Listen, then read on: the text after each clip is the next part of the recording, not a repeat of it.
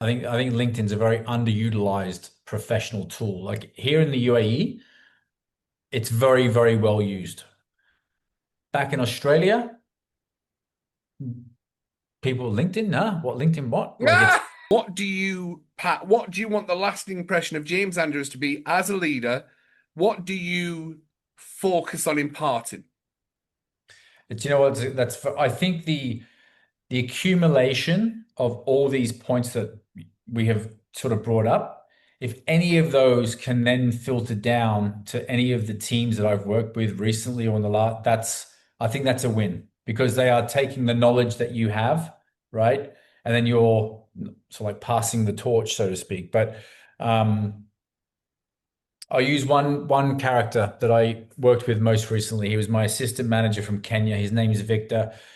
I love watching this guy fly, man. This guy is a leader of tomorrow. He's a leader now. He's a leader of tomorrow. And witnessing him hold a staff meeting, I found myself taking notes. This kid, like, he's 27 years old. He's just got married. He's 27.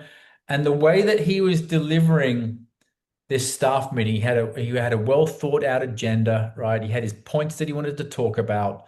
Um, he gave everybody the opportunity to speak at the end of the meeting, and he had the timing just right. Now, some may agree, some may not agree, but the timing of a meeting, how long a meeting should be, particularly when you're a leader and the points that you want to get across, I think that's super important as well, right?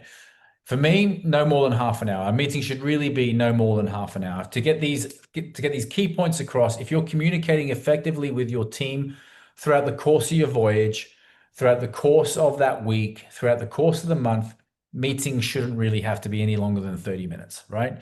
Because your communication is always on point.